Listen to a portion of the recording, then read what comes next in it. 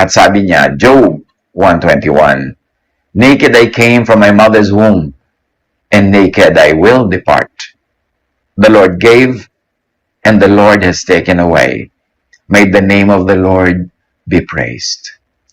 Kaya hanggang ngayon, pinag-uusapan pa natin itong si Job kasi napakaganda niyang halimbawa sa isang mananampalataya na nanalig sa Diyos ng walang hanggan, walang patakaran at walang sukat at walang limitasyon.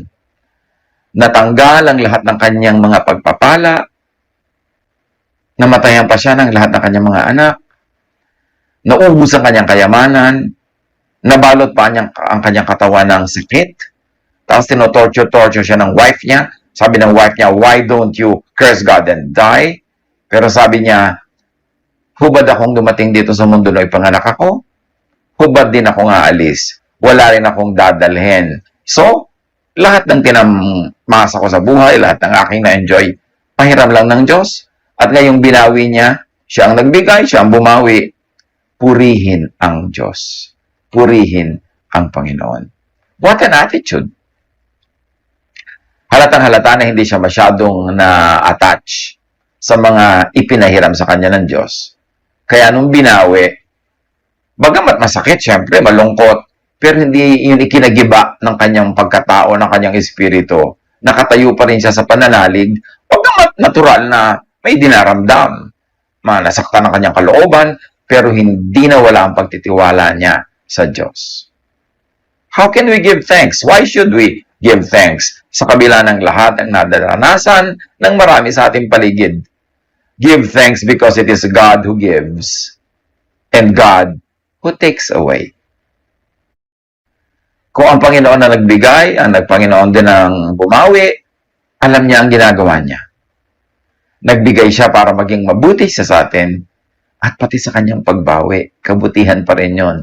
Hindi lang natin laging kita, hindi lang natin laging naunawa, pero hindi naman gagawa ang Diyos na ikakasama natin. Hindi naman siya gagawa ng sasadyain niyang mapahamak tayo o tayo yung magdusa.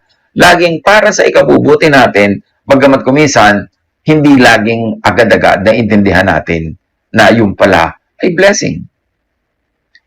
Pagka Diyos ang may gawa, it could not be wrong. It could only be right.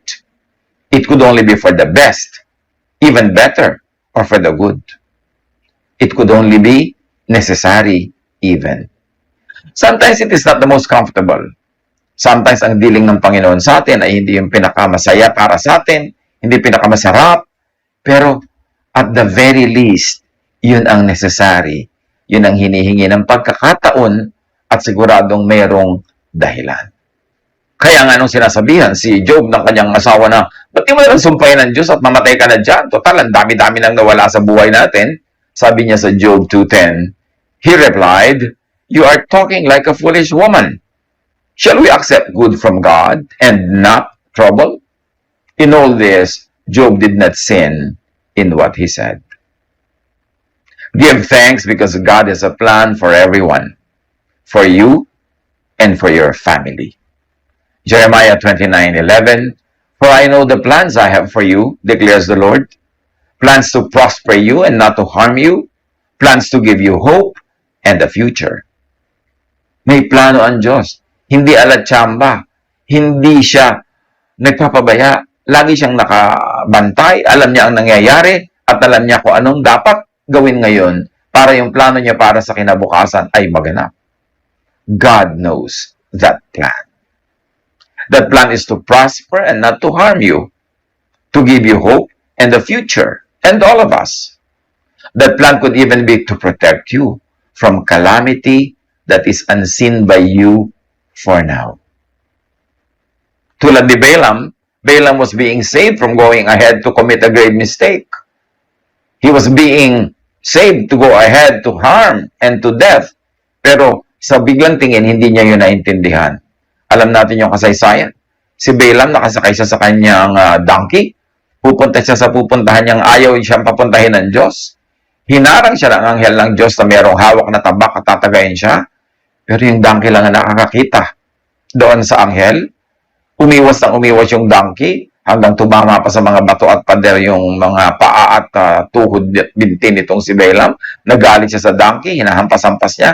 Ang hindi niya alam, inililigtas pala siya na mabangga yung anghel na may hawak na tabak. Finally, binigyan ng Panginoon itong si Balaam ng kakayahang makita yung anghel, na yung donkey, nakita na niya. Nauna pa yung donkey. At nakita niyang tama pala yung donkey na iniiiwas siyang matuloy. Ganyan din tayo sa buhay. Iniiwas tayo ng Panginoon sa mga panganib, kaya may mga donkey na nagiging protector natin, na sa biglang tingin, parang hindi proteksyon, akala natin, kalaban natin. May mga kabiguan na hindi tayo natutuloy sa ating mga plano, pero yung pala, pag nagtuloy tayo doon, may kapahamakan doon, magtiwala sa Diyos. Bakit?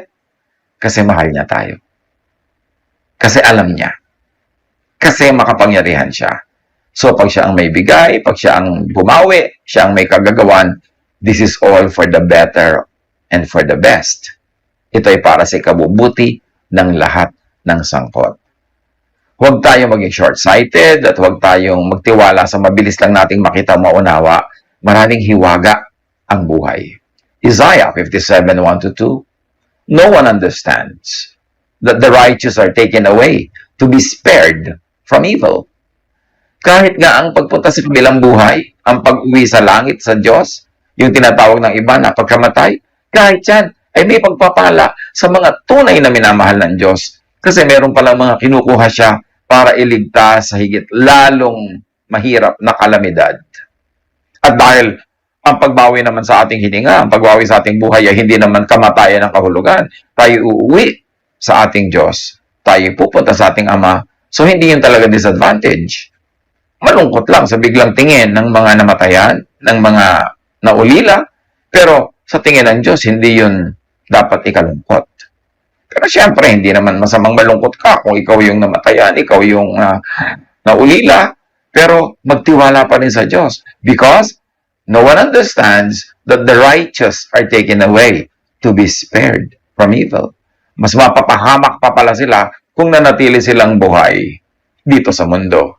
Although ang nalagot lang naman ay lupang hininga, hindi yung hininga ng Espiritu. God has the best plan for everyone. God has varying and different plans for people. Some are taken away to be blessed in a different way. Some are kept where they are, also to be blessed. Maniwala, magtiwala. Kasi iba-iba naman ang itinakda sa atin sa iba't ibang panahon. Hindi tayo pare-pareho at hindi uniform ang diling ng Diyos sa ating lahat. But if it is God that allows, and especially if it is God that causes it to happen, then wait for the blessing. At kahit wala pa tayong makitang parang, nasa na, bakit nasa yung blessing? Yun lang hindi mo alam na iniligtas ka pala sa possible harm, yun ay napakalaking blessing. Makita mo man o hindi. Ano man ang mangyari, everything that happens is a blessing to those who love God and are called according to His purpose. Different dealings, but the same plan. For the best, tailored to each one. Kanya-kanya tayo ng detalye, pero isa ang general plan ng Diyos. But because, in most cases, we do not see the possible worst or worst case scenarios, we are usually unable to appreciate the deal that God gives us. Halimbawa, nagmamotor ka o nakasakay ka sa kotse na yung pala merong guguhong bundok at matatabunan ka kung natuloy ka doon sa iyong biyahe, pero pinigil ka ng Diyos. Sa bahay pa lang, nasira yung kotse mo, may mga nangyari, hindi ka natuloy, may pumigil sa'yo, hindi ka natuloy. Akala mo, napigil ka lang, hindi mo alam kung ano nangyari, pero yung pala, nailigtas ka sa isang bundok na guguho. Pero, hindi mo na siguro makikita yun at malalaman pa, kaya hindi mo alam na blessing na pinigil ka, o blessing na pinatuloy ka, o blessing na dinala ka dito at doon. Pero alam yun ng Diyos. Kung alam lang natin kung saan at paano pala tayo iniaadya ng Diyos araw-araw, mas magiging appreciative tayo sa kanyang mga pag-iingat.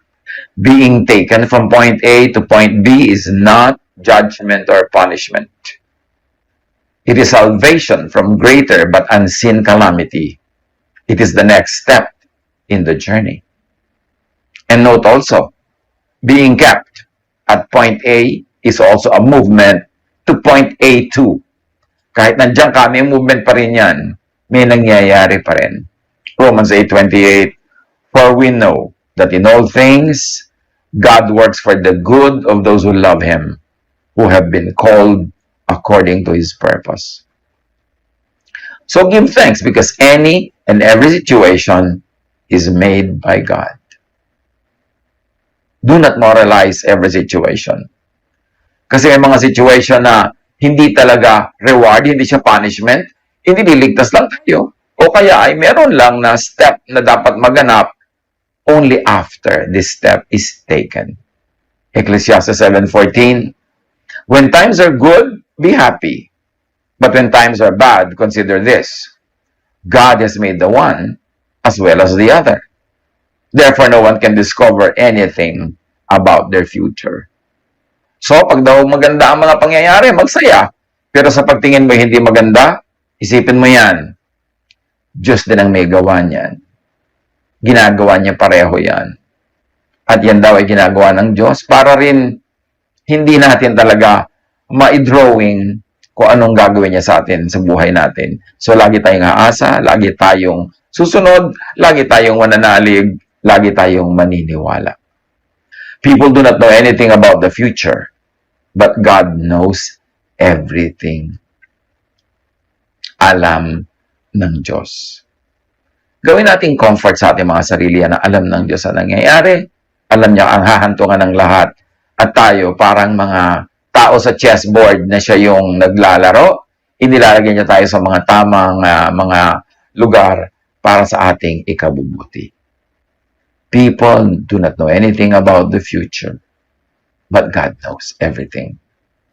Any and every timing is God's. So do not moralize.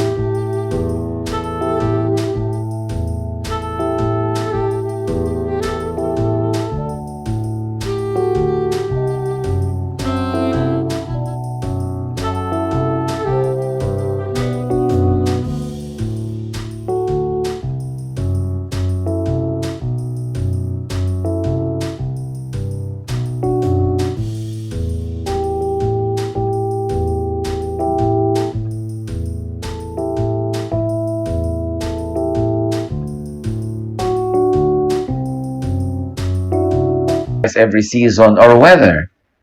Yung panahon na may employ ka, panahon na tapos ang employment, do not always relate it to bad or good.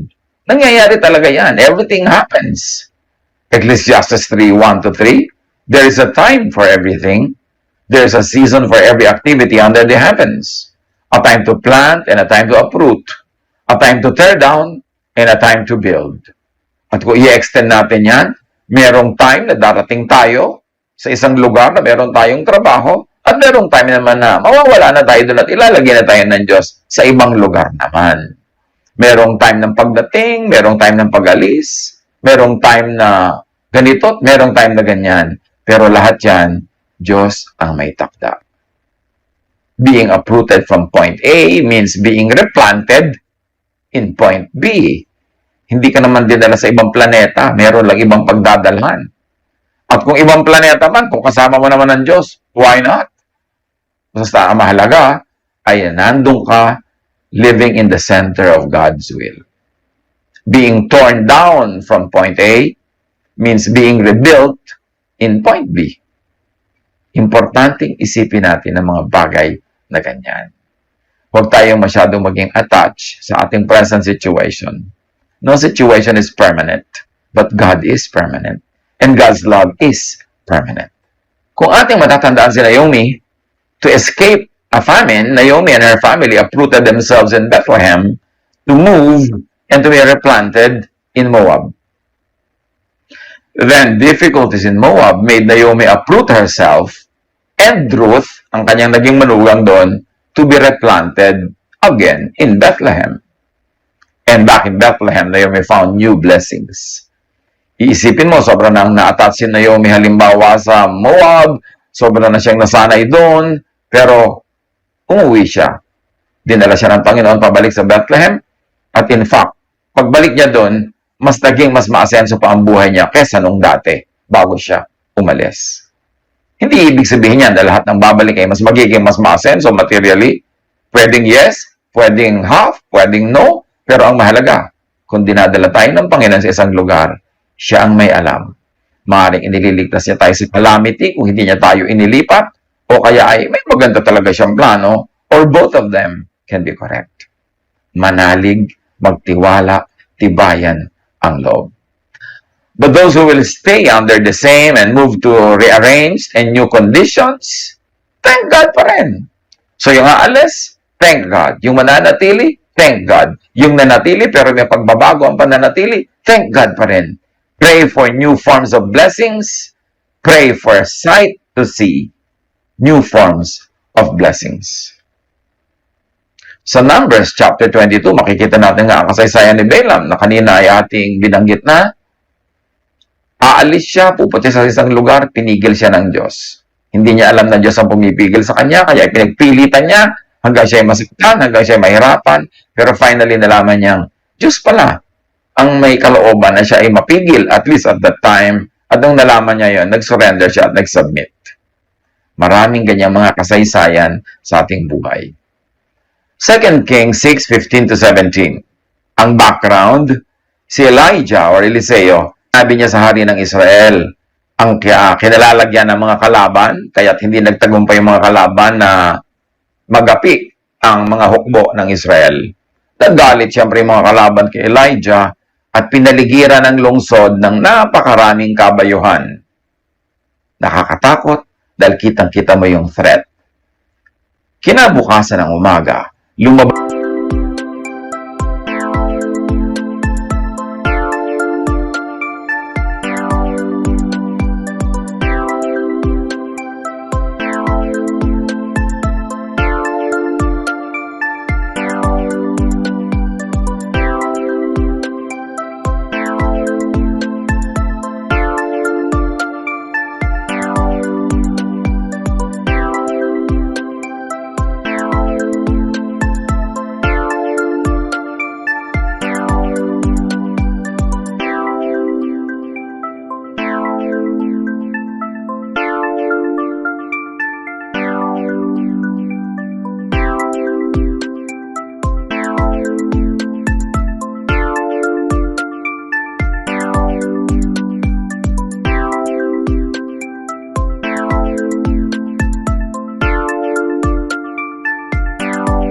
ang katulong ni Eliseo at nakita niya ang maraming kawal, ang mga kabayo at karwaheng nakapaligid sa lungsod.